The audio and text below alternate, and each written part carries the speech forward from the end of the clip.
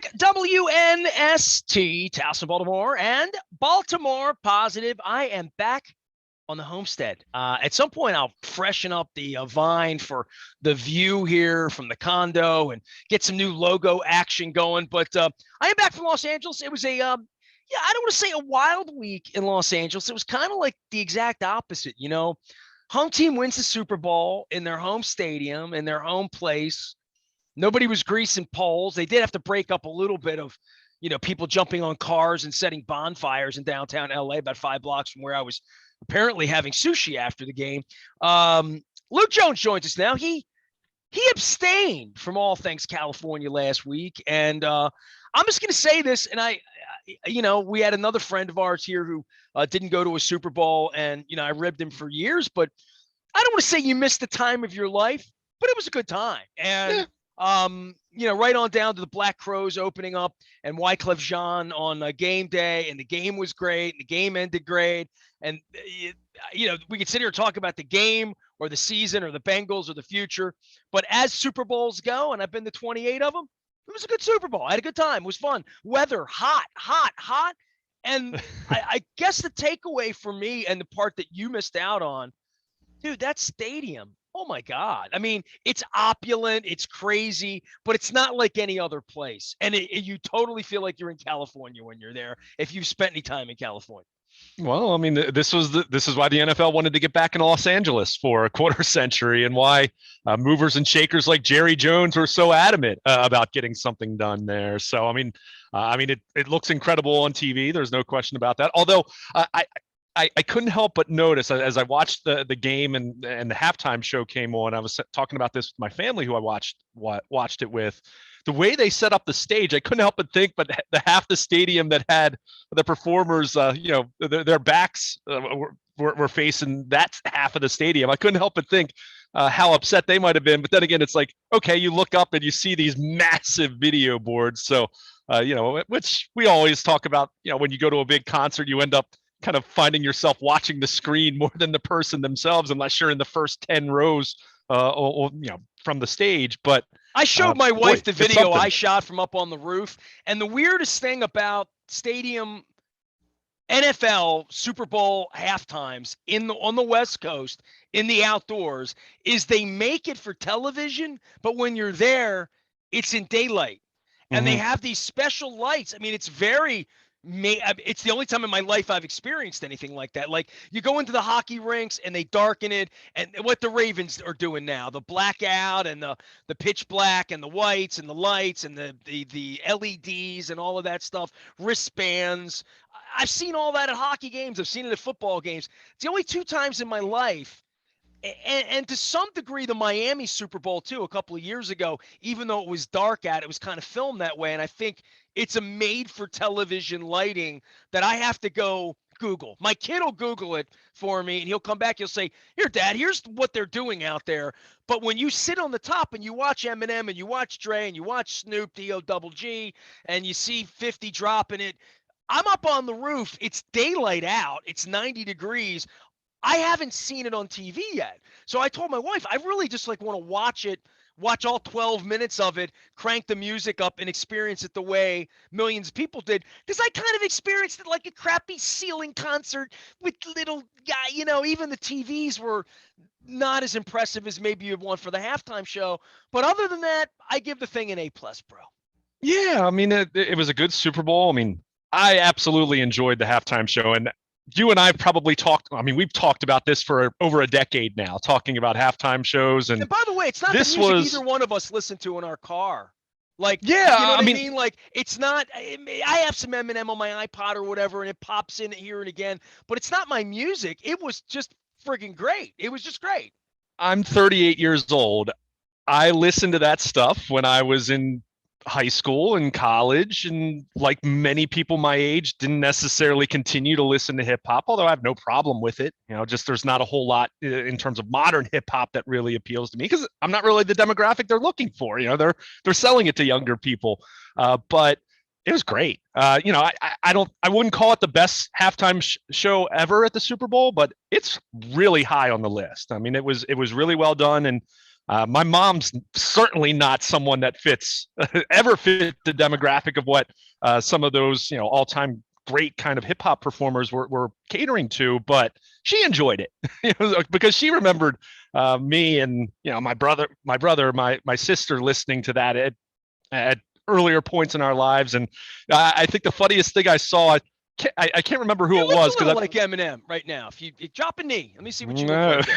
No. I don't know about that, but it was fun. And I think the funniest thing I saw, and I can't remember who, probably, I don't know where it originated, but someone said that if you could follow along and you were singing along to all the words at the halftime show, you might want to check and see if you need to schedule your first colonoscopy. And I thought that was pretty funny, just to think like, yeah, these guys are in their 50s now. I mean, you're talking late 90s and early 2000s still. These guys were still at their peak of popularity, and they're still very things popular. In this century are now nostalgia. That's the first thing we've learned, right? Oh, no question about when it. You get 22 years into a century, you're getting there. Yeah. So it was fun, and oh yeah, we had a pretty good football game to break down and watch. And I think, and I talked about this with Dennis a little bit last week on his show, that we didn't have that Tom Brady legacy kind of thing hanging over the game. Even and that's even kind of shifted to Patrick Mahomes now with what he's done, what the Chiefs have done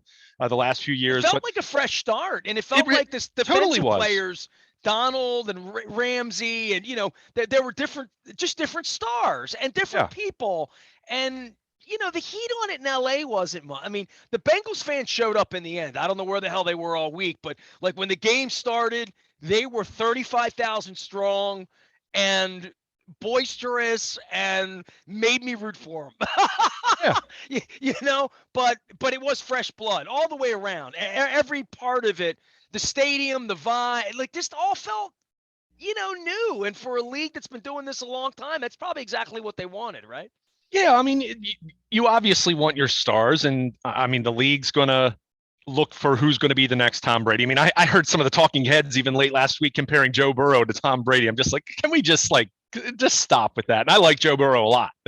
I guess I'll go back to what Wink said late in the season that ruffled some feathers, and who knows, may have been part of why the Ravens decided to move on in addition to their struggles. But he said, let's not put the gold jacket on them just yet. And I agree with that. But it is fun when it's fresh. And even the Rams, who had been in the Super Bowl 3 years ago, that was Jared Goff. And Von Miller wasn't there at that point. Odell Beckham wasn't there at that point. Cooper Kupp wasn't the same household name that he's become now, where he's a Super Bowl MVP and a guy who offensive player of the year kind of season and all that. So, you had a lot of fresh elements to this. You didn't have that one overwhelming theme, talking about the Brady legacy or the Patriots legacy, as you and I have talked about so many different times at Radio Row at past Super Bowls, but it made it fun. There were a lot of fun stories in isolation, from Matthew Stafford to Eric Weddle. And some veteran guys, and then the Bengals with all their new guys. I mean, look at someone like Andrew Whitworth, who 40 years old, NFL Walter Payton Man of the Year, playing for the Rams.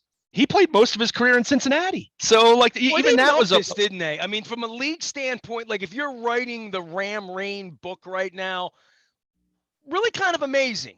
I mean, It's an incredible story of really screwing St. Louis, showing up, getting a stadium built, trying to build a team after, as Howard Balzer would say, they quit on St. Louis. They were not trying to win, much like the baseball team we're about to go witness. Then they move out there into this circumstance. They get this quarterback in Goff that gets them to a Super Bowl. He's good looking. He's like all of this, but coach doesn't like him. Coach is still 23 years old, barely shaving, right? Coach is 36 years old and want a ring now, right? Been in 2 Super Bowls and is talking retirement, right?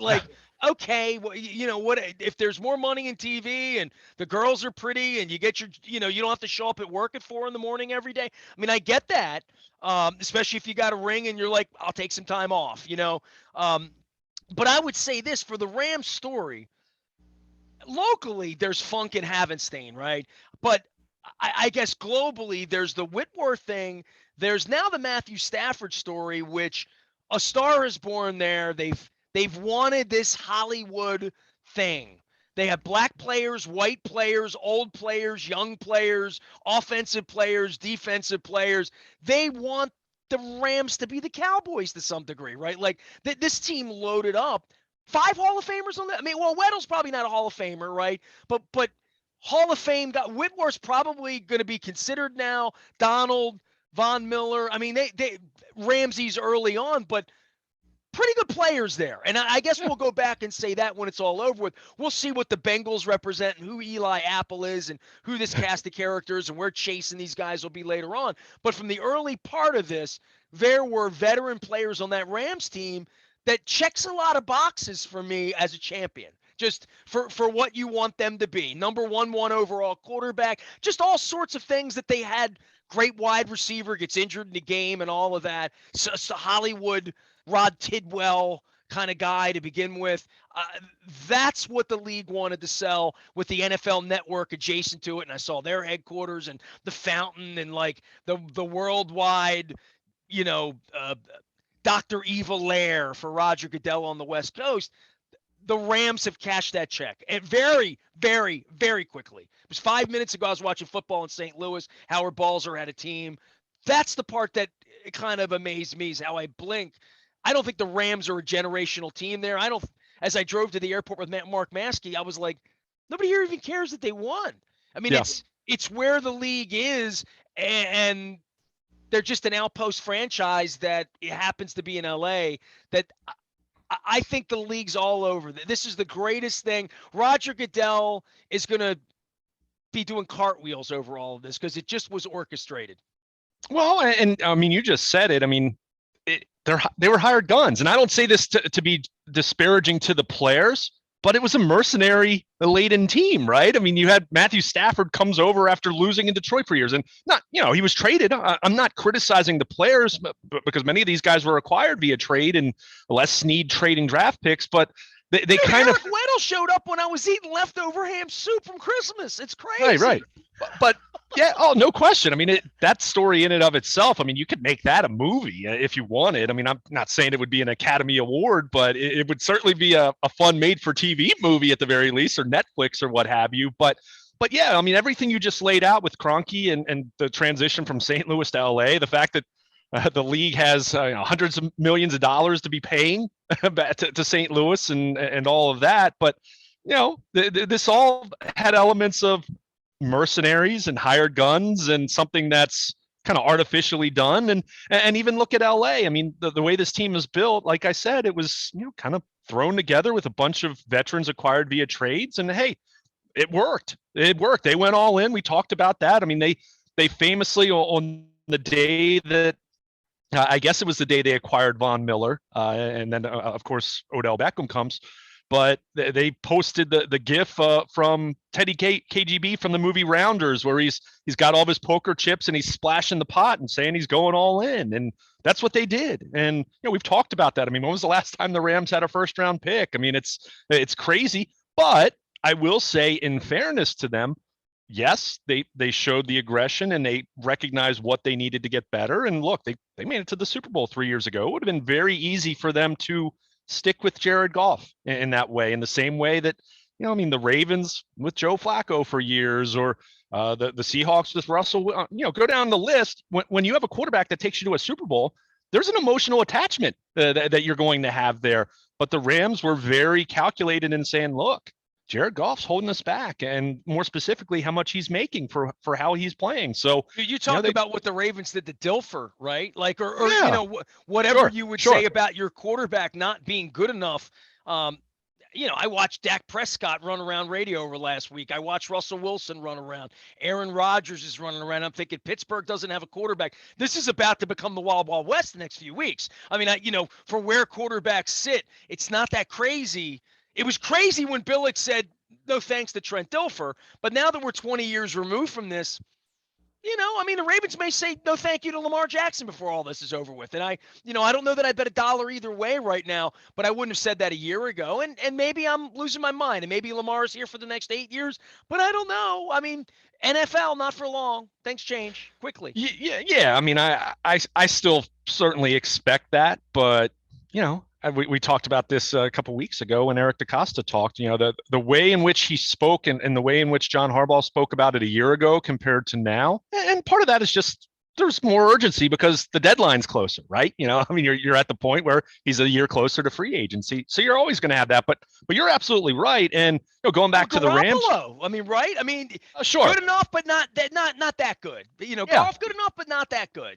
guys. Meanwhile, Stafford's in Detroit. Nobody pays any attention to him except Greg Cosell, right? Literally. Well, and another name, Carson Wentz. I mean, guys that are good enough that teams want to acquire them, but are they good enough that teams want to marry them and commit to them long term? And I think that's the big difference here. But just to finish up my point on the Rams, though, all these acquisitions of veteran players and trading first round picks, going all in, having a very top heavy roster. I think one thing lost in this, Nestor, and I don't know how much of this is anything they're doing from a brilliant standpoint, from a strength and conditioning sense or anything like that. They've been incredibly healthy the last couple of years, which you're talking about a top heavy roster that's relying on superstars, and you're having some back end of the roster guys that are league minimum, cast offs, late round picks, all of that.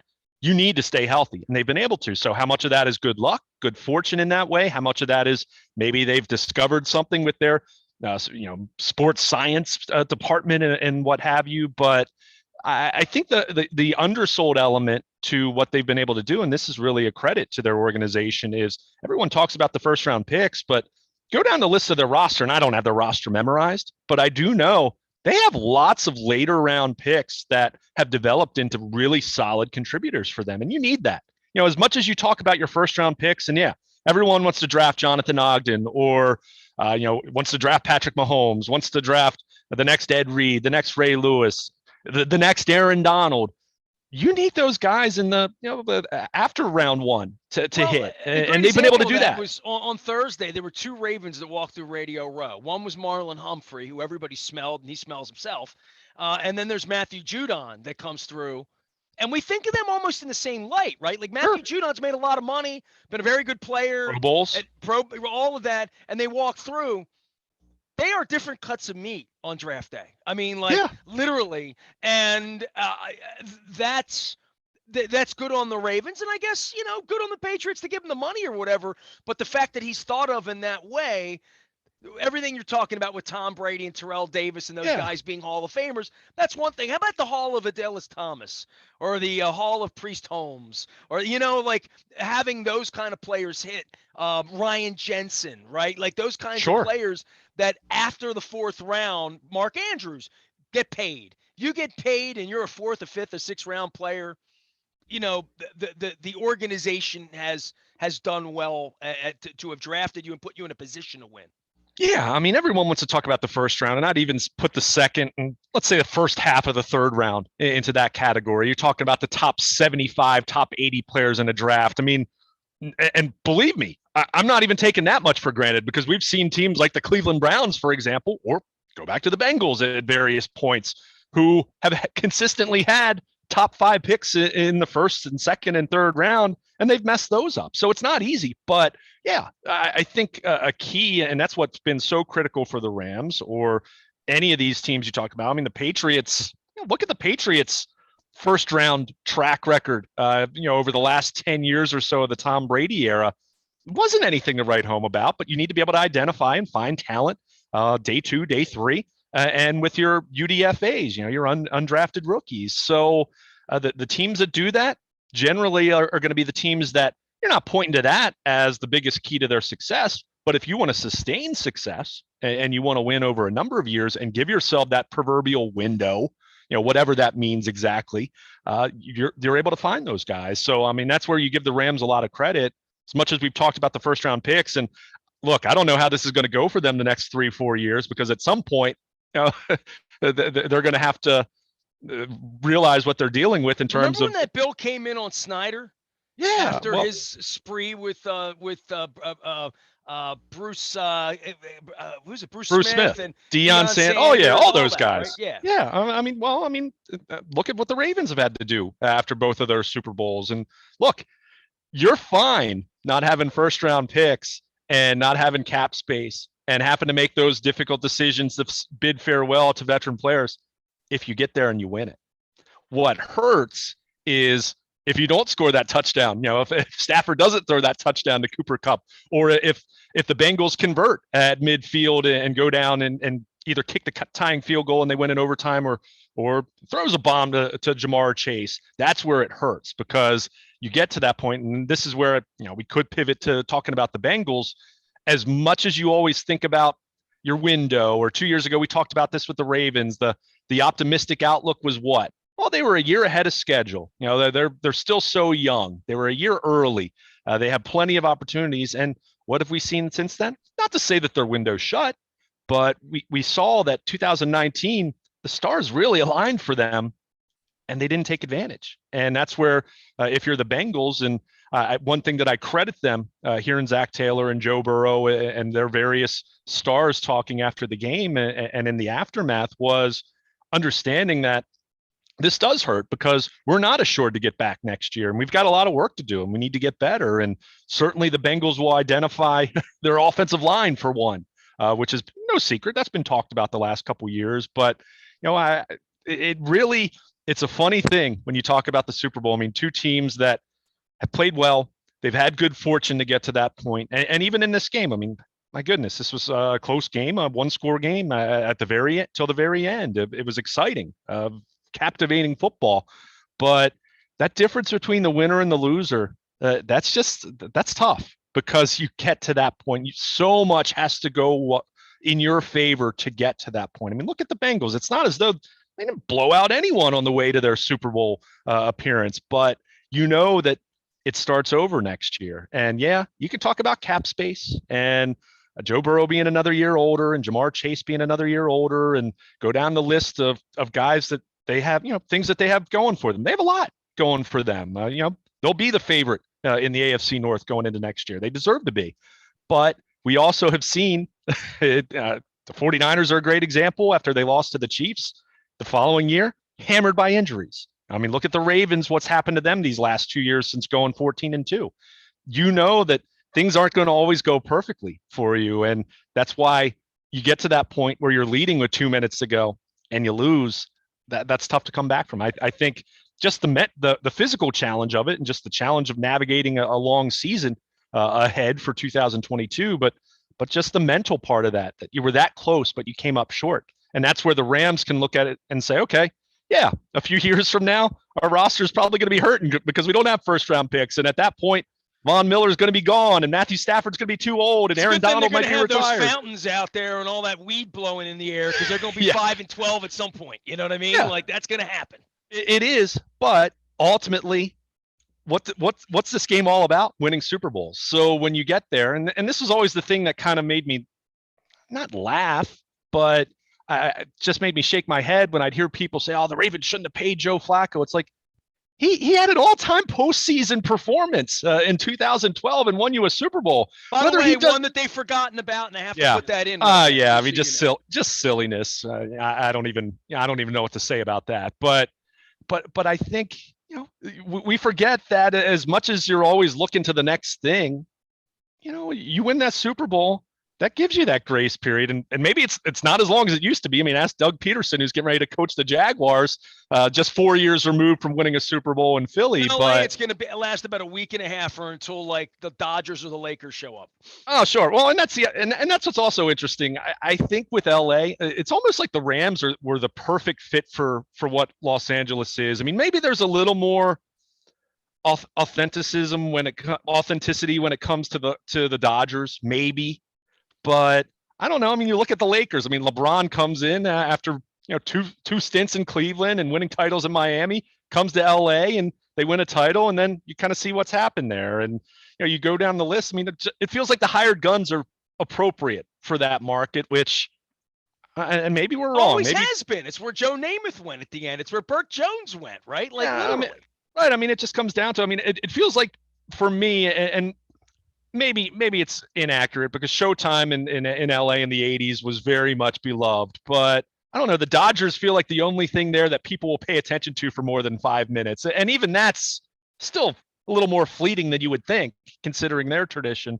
But yeah, the Rams win and it's great. And there's a party in LA, but to your point, go to the airport the next day and life is back to normal. I and flew on to the next thing. With not one Ram hat, not one Bengal hat on my plane. Yeah. I mean, and I've never done that, and that's Southern California. Luke is here. We're going to get back into it. I want to remind everybody about Royal Farms and the mocha coffee going on there. I was not privy to that last week. I had for coffee most of the week out in California, but it is good to be back home. I have not cut my hair yet, although I am considering it. We're going to get the Maryland Crab Cake Tour back out on the road beginning March 4th. I'm working my butt off. Luke, I got a short month, man. I mean, what is this? You get back Valentine's Day from the Super Bowl. I want to just move the thing into March Madness and have it happen at that point. But winter is getting sucked up. We're certainly going to be talking some Ravens football here and getting it back on the road. But I am back in. Lots of wise conversations ahead, including with Luke. I am Nestor. We are WNST, AM 1570, Towson, Baltimore, back from Radio Row and Super Bowl coverage, although you will hear some of that here. We are WNST, AM 1570, Towson, Baltimore. We never stop talking Baltimore. Positive.